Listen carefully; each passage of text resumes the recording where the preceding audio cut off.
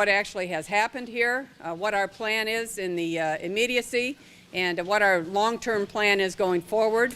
Try to give them a bit of an idea of the kind of not only the challenges that this area is facing in Macomb County, but what it means to the region, and the kinds of expenses that we are looking at long-term, which are certainly daunting to all of us. So we are just very appreciative of the governor coming.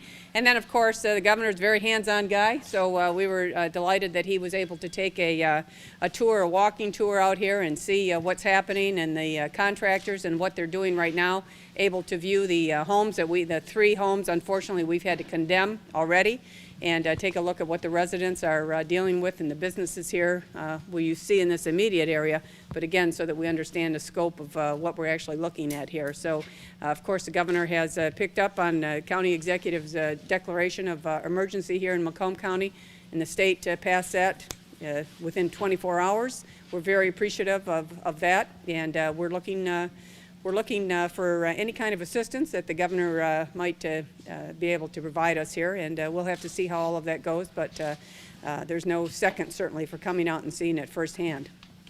So with that. Oh, well, it was important to come here, and I want to start by thanking a great team of people that are on top of this in terms of working this very difficult and tough issue. And Candace Miller's doing a great job, Mark Hackle and the mayor. I want to thank them for jumping right in, and also thank all the great contractors and the different groups that have been out here working in some very difficult conditions. It was important to go see it first person. I had an opportunity to meet one of the residents. Again, we need to understand that this impacts real people's lives in terms of having to leave their homes, other challenges, and also the long-term risk associated with this. But the good part is we want to be a strong partner with Macomb County and the city of Fraser in terms of solving these problems. We've got the resources to come do whatever we can to help in terms of the Department of Environmental Quality, Michigan Department of Transportation.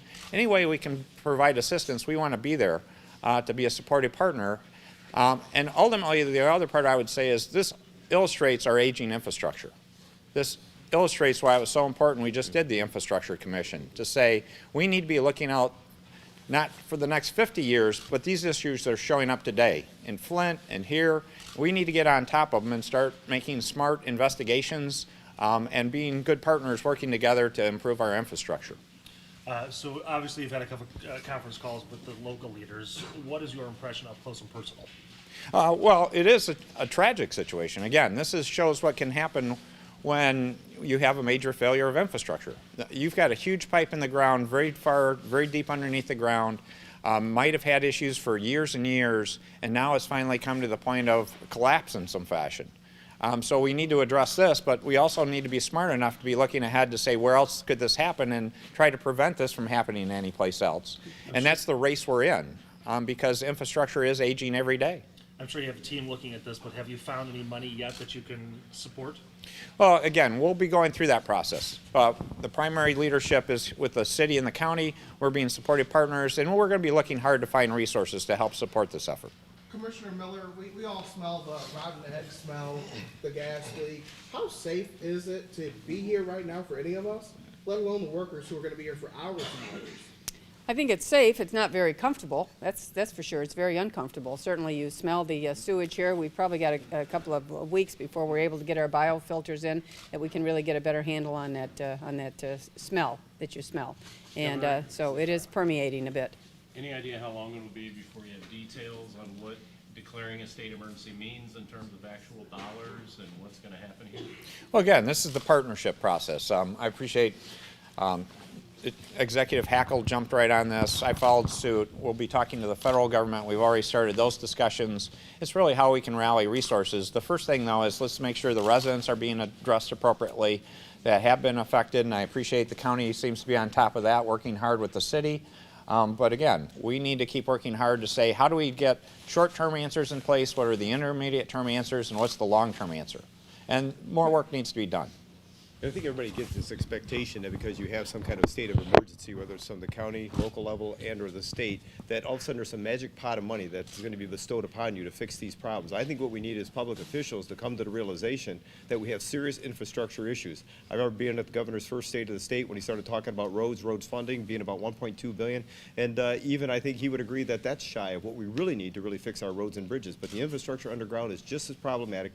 We need all of our public officials to start giving a honest conversation with the public with the reality that we need to come up with revenue, new revenues to figure out how do we deal with these problems, because otherwise what's happening here isn't just something that's affecting Fraser. This will be somebody else's community tomorrow, next week, a year from now. We've got aging infrastructure that needs to be addressed, and we need the funding to support that. And quite honestly, I think it might even include new money. We got to figure out how do we want to pay for this. Otherwise, we're going to pay for it sooner or later.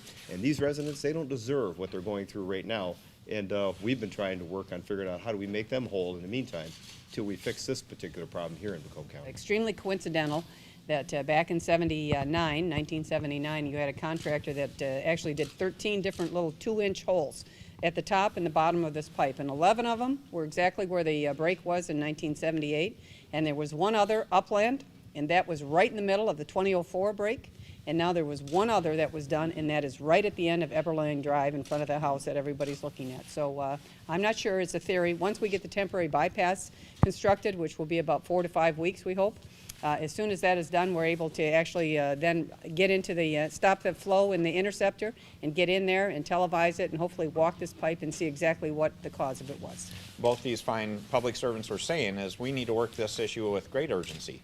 So we're already looking at how to do an infrastructure council. We need to do coordinated asset management. So that's one of the things I've already mentioned to both of them. As we do this project, let's look at how we should be looking at the road issue, the communications issues, the other utilities.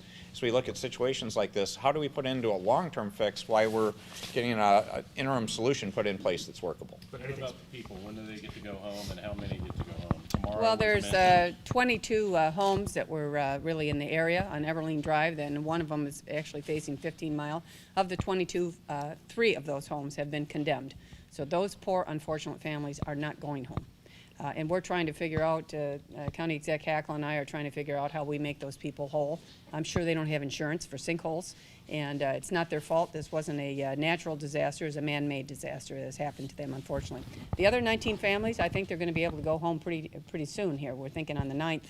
We've got a access road, a temporary access road now that will allow for them to get into their neighborhood, and emergency vehicles there. We've checked out all the utilities. The gas is back on. We've had several tests with the water. We think the water's good now, so I think, fingers crossed, all systems go for them to go, the other 19 families to go back to their homes. Well, I'm just going to clarify real quick. I talked to an emergency manager who've been working with those people directly.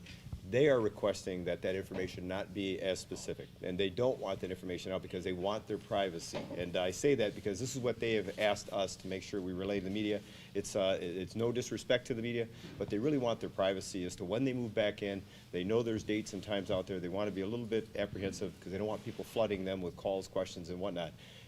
Even when we're working with them to try to figure out how do we recoup their costs, they don't want that out there. They don't want us talking about it. They don't want it specific. We had a separate meeting with those individuals to figure out how do we reimburse them for their hotel costs, their food costs, out-of-pocket costs because of this collapse, and we are working with them. It's non-traditional, but Candace Miller and myself come to the realization, you know what, we need to figure out how do we fix their problem, how do we solve that financial burden that was bestowed upon them so they don't have to worry about going through court and everything else. It's non-traditional, governments don't often do this, but we are trying to do that, and even these 3 homes, these homeowners don't want it disclosed, what kind of conversation we might be having with them, and if there is some kind of an agreement, that there is some kind of a settlement to get them out of those homes, they would like to have that private, and if they want to expose it, they would wish the opportunity to do that themselves. So just so you know, you're going to ask us a lot of those questions, but the residents have asked us, please don't give that up.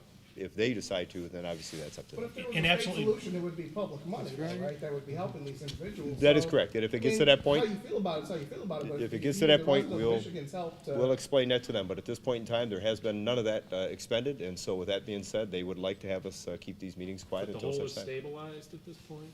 What they're actually doing in regards to the sinkhole is we're putting in columns of grout, if you will. And they're putting that all around the parameter of the sinkhole and throughout the sinkhole area there. That really stabilizes the soil, keeps the sinkhole from migrating any further. And I think we've had some pretty good success with that thus far.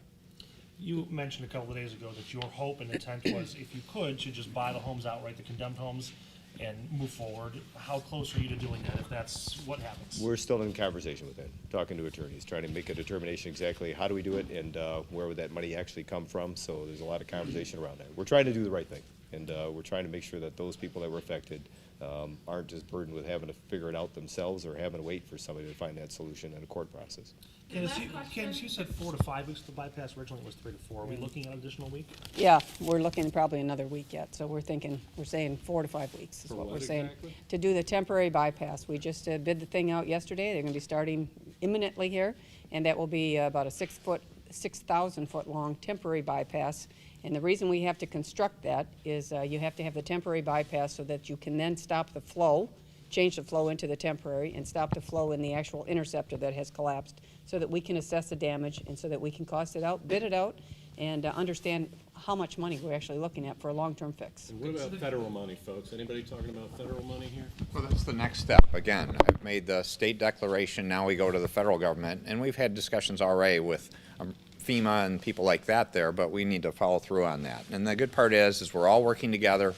We hope the federal government will be a good partner in this. This is about partnership, to take care of the people that have had their homes affected, and then to look at both short and long-term solutions to this. And I'm convinced that we've got a great team of people, from the mayor to the new commissioner here and our chief executive, that are all working well together. And so we're going to keep this up. Could this have been prevented based on what you said that this could happen? Is that showing that there was something that could have been done? I wouldn't necessarily say that. Again, that's something that we'll have to find out as they continue to look at different theories of how this happened in some fashion. What this says is this just emphasizes the need, though, to really look at infrastructure everywhere, in addition to dealing with the specific crisis. And we do need to take care of this crisis. But let's be, just as the Executive Hackle said, we have to understand we have aging infrastructure in our state, and we're going to need to invest more to deal with these issues and to do it in a more preventative fashion than having to respond to situations like this. Thank you, everybody.